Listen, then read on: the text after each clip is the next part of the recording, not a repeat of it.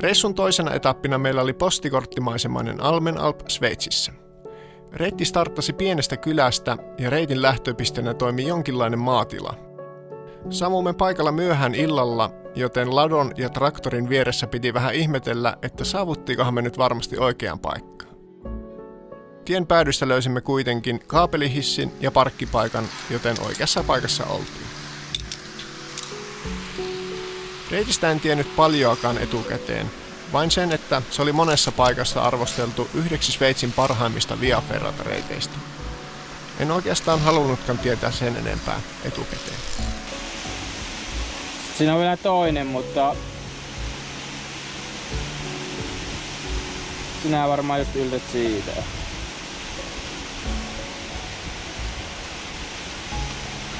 Ihan samalla lailla.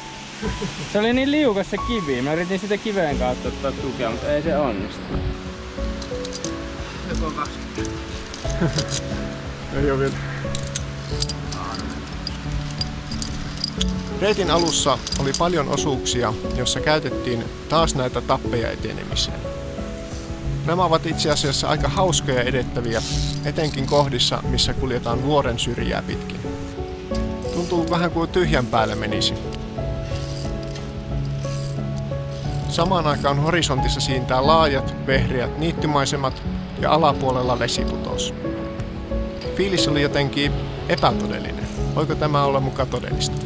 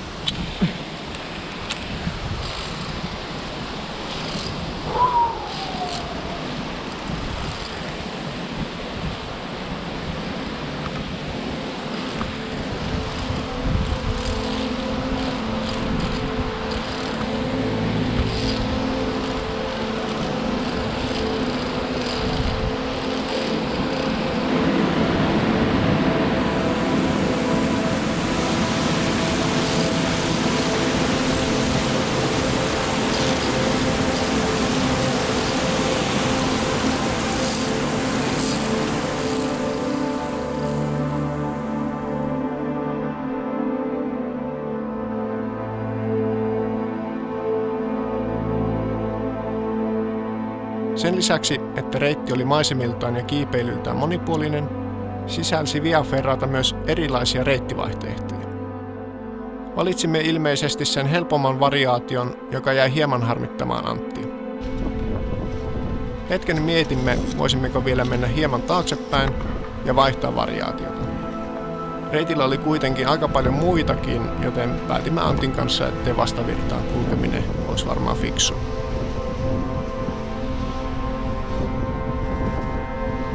Ruuhka oli muuten aivan upean reitin ainoa miinuspuoli. Muita kiipeilijöitä on tällaisilla helpommilla reiteillä aika paljon, verrattuna vaikeimpiin reitteihin kuten Punta Anna tai Daubenhorn, jossa saat mennä aivan rauhassa. Pienellä odottelulla löysimme kuitenkin hyvän välin, jossa juuri ketään ei näkynyt edessä eikä takana. Perfect.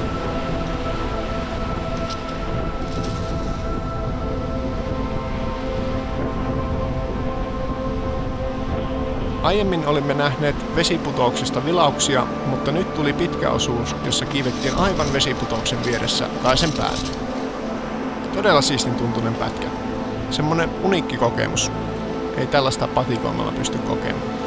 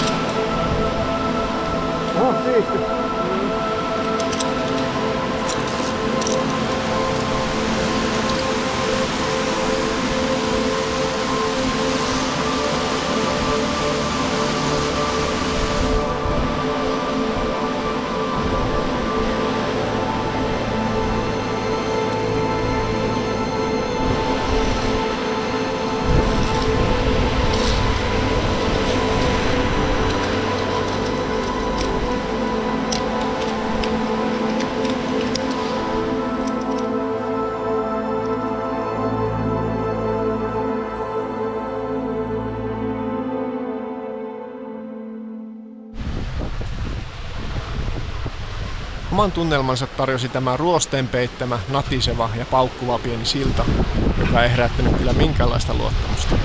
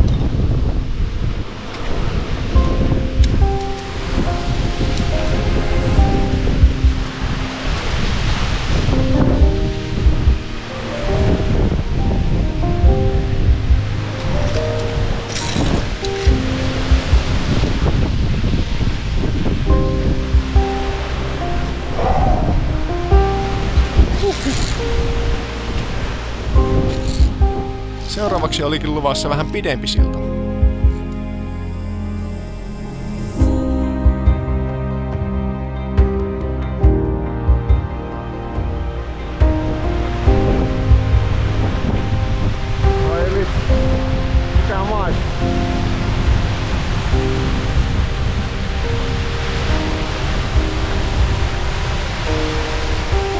Kaapelisilta oli aika pitkä, josta seurasi se, että se myös huojui jonkin verran.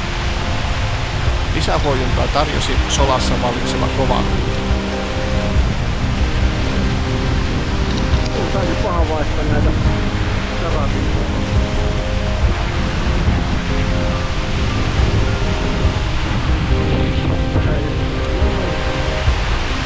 Mutta rauhallisesti kun eteni, niin ei ollut kovin paha ja pystyi vähän fiilistelemään tilannetta ja maisemaa.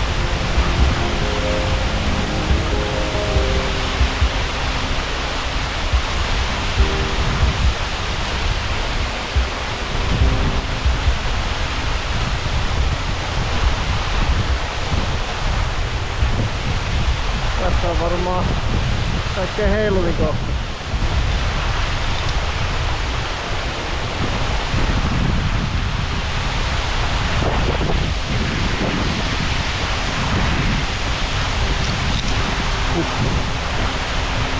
Kaapelisillan vieressä meni myös zipline, millä vesiputous oli mahdollista ylittää vaihtoehtoisesti.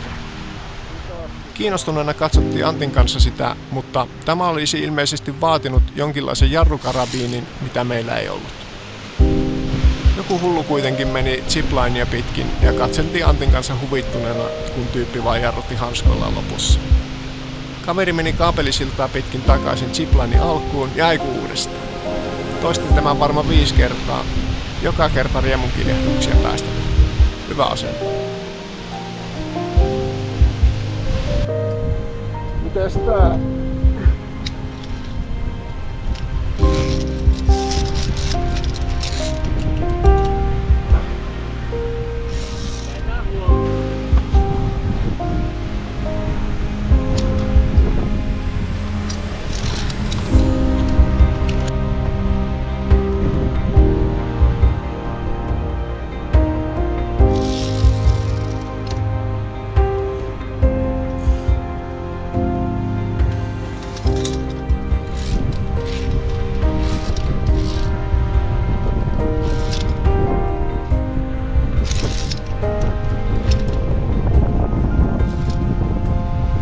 Sillä välin me oltiinkin päästy reitti läpi. Noin 4 tuntia kiipeilyä. Aivan huippureitti ja via ferrata parhaimmillaan. Monipuolista kiipeämistä ja upeita vaihtelevia maisemia. Pari kuumottavampaa kohtaa ja muilta osin hauskaa ja siistiä kiipeämistä. Tätä reittiä voin suositella varauksetta jokaiselle ja mielestäni se sopii hyvin vaikka ensimmäiseksi via ferrata kokemukseksi. Käykähän kokeilemassa.